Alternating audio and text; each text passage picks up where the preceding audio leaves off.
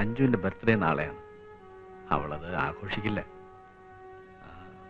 അല്ലെങ്കിൽ വേണ്ട, തന്നെ വല്ലാതെ ബുദ്ധിമുട്ടിക്കുകയാണ്. ഇല്ല, പറഞ്ഞോളൂ. ഇലയിട്ട് ചെറിയൊരു സദ്യ, ഒരു ബർത്ത്ഡേ ഗിഫ്റ്റ്. ഞാൻ അവൾക്ക് നൽകാറുള്ളത് ഇതൊക്കെയായിരുന്നു. മരിക്കുന്നതിന് മുമ്പുള്ള അവസാനത്തെ ആഗ്രഹങ്ങളാണ് ഇതൊക്കെ എന്ന് കൂട്ടിക്കൊള്ളു. ആ കുട്ടിക്ക് ഇലയിട്ടൊരു സദ്യ ഒരുക്കുന്നതാണോ ഇത്ര വലിയ ബുദ്ധിമുട്ട്? ഈ ബർത്ത്ഡേ ഞങ്ങൾ ഭംഗിയായിട്ട് തന്നെ ആഘോഷിക്കും.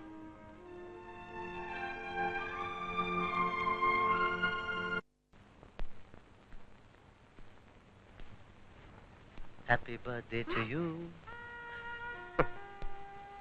അല്ല, അഞ്ജു എന്നോട് അങ്ങനെ പറയില്ലെന്നറിയാം. ഇന്നെന്റെ പിറന്നാളാണ്. കേട്ടിട്ട് മുഖത്തൊരു സന്തോഷമില്ലല്ലോ. അതിലിപ്പോ ഞാനെന്ത് വേണം? കൈകൊട്ടി ചിരിക്കണോ? കൈ കൊട്ടണ്ട, ഒന്ന് ചിരിക്കാമല്ലോ. അതല്ലേ ഒരു മര്യാദ. ഇപ്പൊ എനിക്ക് മര്യാദ ഇത്തിരി കുറവാ. നല്ലൊരു ദിവസമായിട്ട് വഴക്കൂടണോ? എന്റെ അടുത്ത് കിന്നരിക്കാൻ വരരുത്. പ്രിൻസാണ് പോലും, പ്രിൻസ്. ഏത് നാട്ടിലെ പ്രിൻസാ നിങ്ങള്?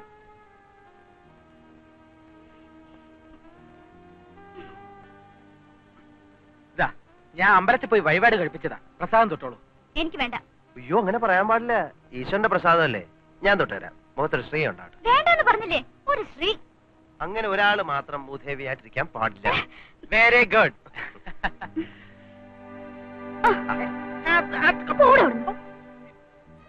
നിന്ന് അഞ്ജു പറയുന്ന കേക്ക്. പോയി ഒരു സെറ്റ് മുണ്ടൊക്കെ കൊടുത്ത് മുല്ലപ്പൂവും ചൂടി ഒരു കുറിയൊക്കെ തൊട്ട് ഐശ്വര്യമായിട്ട് വന്നേ.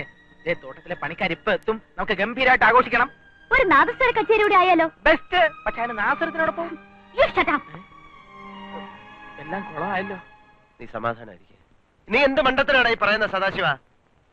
സെറ്റ് മുണ്ടൊക്കെ ഉടുപ്പിച്ച് അവളെ ഇവിടെ കണ്ട അച്ഛനും അമ്മയും വരുമ്പോ എന്നെ നിന്നെ ഇവിടുന്ന് അടിച്ചിറക്കും.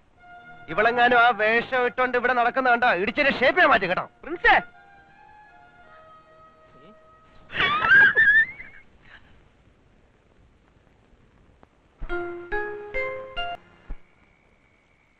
ഡൽഹിയിൽ അടഞ്ഞു കിടക്കുന്ന വാതിലുകളൊക്കെ ഞാൻ വീണ്ടും മുട്ടി നോക്കാം. പക്ഷെ ഒരു ദയാഹർജിയുടെ കാര്യം എനിക്ക് തീരെ ഹോപ്പില്ല പ്രിൻസേ. 5 പേരെയൊക്കെ വളരെ മൃഗീയം. സ്വന്തം മകളെ നശിപ്പിച്ച 5 പേരോട് ഒരു അച്ഛൻ ക്ഷമിച്ചില്ല. തന്റെ മോളെ നശിപ്പിച്ച താൻ കെട്ടിപ്പിടിച്ചു വയ്ക്കൂ. നിയമത്തിന് തോന്നാത്ത ദയ നമുക്ക് തോന്നിയിട്ട് ഒരു കാര്യമില്ല പ്രിൻസേ. ആ കുട്ടിയുടെ വിധി തിരുത്തി എഴുതാൻ എന്നെ കൊണ്ടോ നിന്നെ കൊണ്ടോ സാധ്യമല്ല. നടക്കാത്ത വലിയ വലിയ കാര്യങ്ങളാണ് നീ ആലോചിക്കുന്നത്. ഞാൻ ട്രൈ ചെയ്യാം എന്നല്ലാതെ ഇക്കാര്യത്തിൽ എനിക്കൊരു ഉറപ്പുമില്ല. ഇപ്പോ കേണലിനല്ല ദയാഹർജി വേണ്ടത്. അത് അഞ്ജുവിനോടാണ് നീ കാട്ടേണ്ടത്. ഈ അഭിനയത്തിനിടയിൽ നീ അത് മറക്കരുത്. നിന്നോടും സദാശിവനോടും തല്ലുകൂടാനേ ആ കുട്ടിക്ക് ഇപ്പൊ നേരമുള്ളൂ. അവളുടെ ആ ടെൻഷൻ ഒന്ന് മാറ്റാൻ, ഒന്ന് മനസ്സ് തുറന്ന് ചിരിക്കാൻ അവൾക്ക് എന്താ ഉള്ളത്? നീ പോയി ആ പിള്ളേരെ വിളിച്ചോണ്ട് വാ. അവളെല്ലാം മറന്നൊന്ന് ചിരിക്കട്ടെ. ശരി. കൊച്ചച്ഛനോട് മിണ്ടരുതെന്നാ അമ്മ പറഞ്ഞിരിക്കുന്നേ. അതുകൊണ്ട് അങ്ങോട്ട് വിളിക്കാത്ത. വേണ്ട മക്കളെ, കൊച്ചച്ഛനോട് സംസാരിക്കണ്ട. സംസാരിക്കുന്നത് മിണ്ടാതിരുന്ന് കേട്ടോണം. ഇപ്പൊ എന്തിനാ വിളിച്ചേ? ആന്റി എവിടെ ഉണ്ടോ? ഉണ്ട്. നിങ്ങൾ എല്ലാരും കൊച്ചച്ഛന്റെ കൂടെ ഫാമിലോട്ട് വരണം. വരാമോ?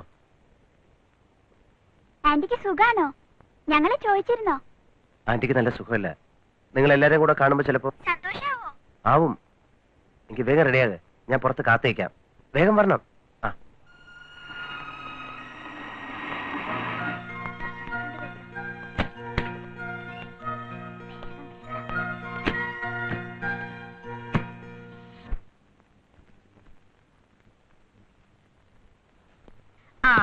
ഇത് അപ്പു എടുത്തോ. ഒരു വലിയ വയലിനിസ്റ്റ് ആവണം കേട്ടോ.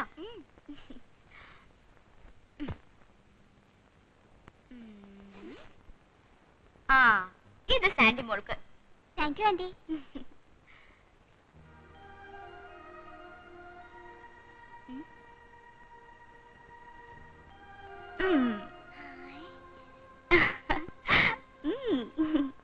മോന്. ഓ സ്വീറ്റ്.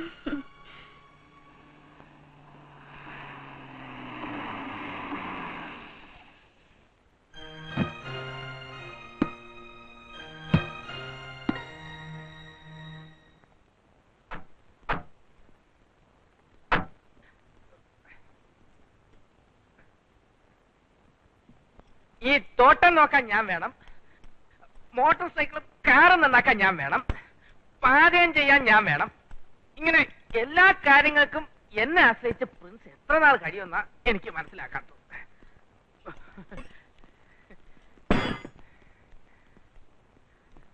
ബാല, ഇവന്റെ പേരെന്താണെന്നാ പറഞ്ഞത്? വെട്ടിക്കൽ സദാശിവൻ. വെട്ടിക്കൽ എന്നുള്ള എന്റെ വീട്ടുപേരാ. പ്രിൻസിന്റെ ആരായിട്ട് വരും താൻ? പറഞ്ഞു വരുമ്പോ പ്രിൻസ് എന്റെ ഒരു കൂട്ടുകാരനായിട്ട് വരും. പ്രിൻസ് ആപത്തിച്ചിന് ചാടുമ്പോ സഹായിക്കാൻ കൂട്ടുകാരനായിട്ട് ഞാൻ മാത്രമേ ഉള്ളൂ. എന്റെ മോന് താൻ ചെയ്തു കൊടുത്ത സഹായങ്ങൾക്ക് നന്ദി. താങ്ക് യു പ്രിൻസിന്റെ അച്ഛ. വന്നു തമാശ അച്ഛനോടായോടാ. വിടേട്ടാ, കാണുമ്പോ എന്നെ തല്ലിക്കൊള്ളാൻ നേരത്തോളം നേർന്നിട്ടുണ്ടോ? എവിടെയാവളോനും പ്രിൻസ് ഇവിടെ ഇല്ല. എവിടെയോ? ചേട്ടാ, ഒരു കാര്യം മറക്കരുത്, ഞാൻ ചേട്ടന്റെ അനിയന്റെ കൂട്ടുകാരനാണ്, അല്ല കൂട്ടുകാരന്റെ അനിയനല്ല.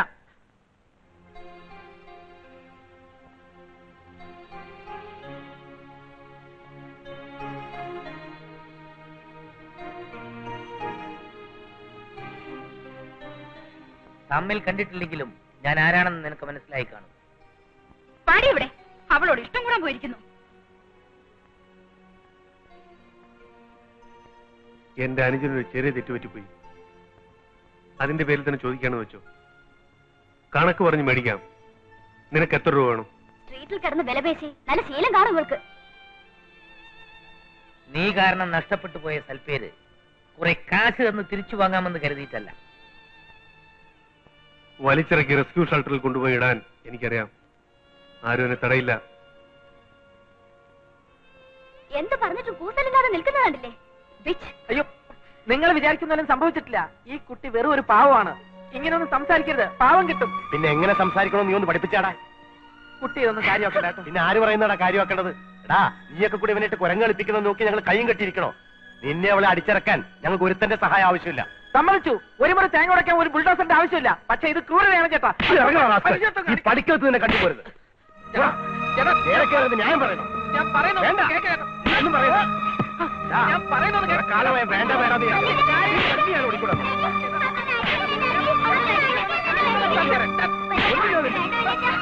ഞാൻ ഒന്ന് പറയും. നീ പറയുന്നത് കേൾക്കണം.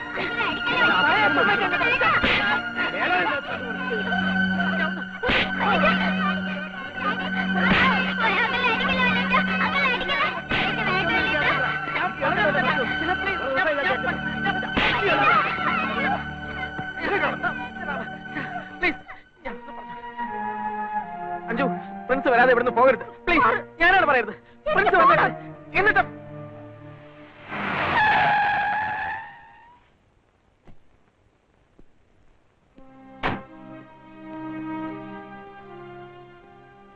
നിന്റെ ഡാഡി വരുന്നവരെ നീ എവിടാ താമസിക്കുന്നത് തീരുമാനിക്കുന്നത് ഞാനാ. തിരിച്ചടക്ക്. അഞ്ജു, പ്രിൻസ് പറയുന്നത് കേൾക്ക്. തൽക്കാലം അകത്തേക്ക് പോ. ഇത്രയും ദിവസം എന്നെ ഇവിടെ പൂട്ടിയിട്ടത് റെസ്ക്യൂ ഷെൽട്ടറിലേക്കുള്ള വഴി പറഞ്ഞു തരാനായിരുന്നു ആണോ? നിങ്ങൾ മാത്രം എന്തിനാ എന്നെ തടഞ്ഞു നിർത്തുന്നത്? വേണ്ട, എനിക്ക് ആരുടെ സിമ്പതി വേണ്ട. എന്റെ കാർ ശരിയാക്കിത്താ. അത് കിട്ടിയില്ലെങ്കിലും ഞാൻ പോവും. വെറുതെ എന്നെ തടയരുത്. നിനക്ക് യാത്ര പറഞ്ഞിറങ്ങിപ്പോവാൻ ഒരു ദിവസം വരും. എന്ത് പറഞ്ഞാലും ശരി, നിന്റെ ഡാഡി വന്നിട്ടേ നീ ഇവിടുന്ന് പോവൂ. വാ വരാൻ. എനിക്ക് പോണം, എനിക്ക് പോണം.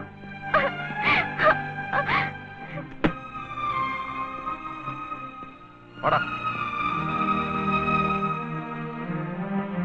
എന്നെ വിളിച്ചു നിർത്തി 4 വാക്ക് ചോദിക്കാൻ പറ്റില്ലെങ്കിൽ അതിന്റെ ദേഷ്യം ഇവനോടല്ല കാണിക്കുന്നത്. തിരിച്ച് തല്ലില്ല എന്ന് നല്ല ഉറപ്പുള്ളത് കൊണ്ടല്ലേ ഇവനെ തല്ലിയത്. നിങ്ങളുടെയൊക്കെ മുമ്പിൽ ഞാൻ ഒരിക്കലും നല്ലവരല്ല, ഇനി ഒട്ട് നന്നാൻ ഉദ്ദേശിക്കുന്നില്ല. ആണും പെണ്ണും ഒന്ന് സംസാരിച്ചാൽ ഉണ്ണി പിറക്കുന്ന ഡോക്ടർമാർ ധരിച്ചു വെച്ചിട്ടുണ്ടെങ്കിൽ ആ ധാരണ തിരുത്തണ്ട. പക്ഷെ ഈ കുട്ടികളെ പറഞ്ഞു പഠിപ്പിക്കല്ലേ. ഞാൻ അവളെ ഇവിടെ കൊണ്ട് താമസിപ്പിച്ചിരിക്കുന്നത് എന്റെ അന്തിക്കൂട്ടിനല്ല. അതെല്ലാവരും മനസ്സിലാക്കണം. എന്നെ തള്ളിക്കളയാനും കുറ്റം പറയാനും കിട്ടിയ സമയത്ത് നിങ്ങളെല്ലാം വാസ്തവം ചോദിക്കാൻ മറന്നുപോയി. കോൾഗേൾ അല്ലെങ്കിൽ പിന്നെ അവൾ ആരാണ്? ഈ സിറ്റിയിൽ അവൾ കറങ്ങി നടക്കുന്നത് കണ്ട പലരും ഉണ്ട്. നിനക്ക് അറിയാമോ? എനിക്കൊന്നും അറിയണ്ട. അവളെ പറ്റി കൂടുതലായിട്ട് എനിക്ക് അറിയാൻ വേണ്ട. പക്ഷെ അറിയുന്നൊന്നുണ്ട്. ഇത് ഇന്ത്യൻ പ്രസിഡന്റ് അവള് കൊടുത്ത ദയാ ഹർജിയുടെ ഒരു കോപ്പിയാണ്. കളക്ടർ ഒന്ന് വായിച്ചു നോക്കണം.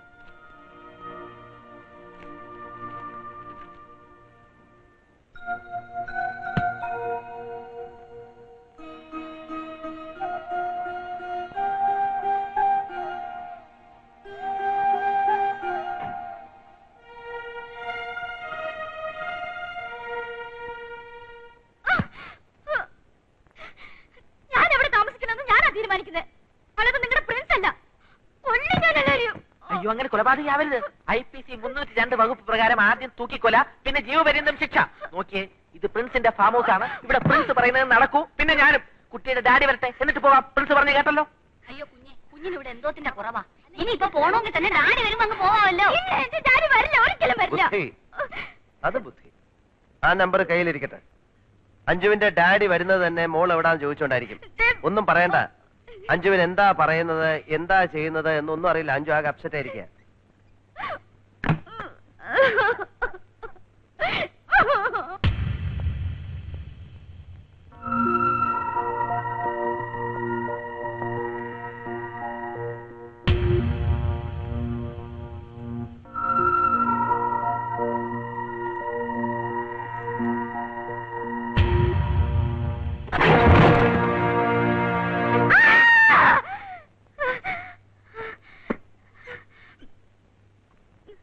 എന്തു പറ്റി?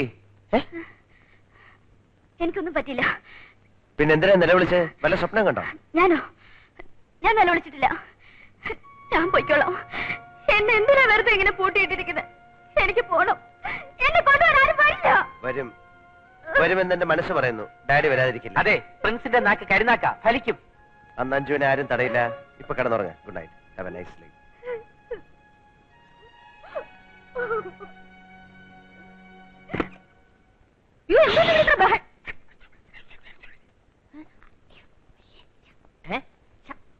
എന്തോന്ന് പോയി കിടന്ന് ഉറങ്ങുന്നുണ്ടോ? ഉറങ്ങിക്കോ. ഒന്നുമില്ല.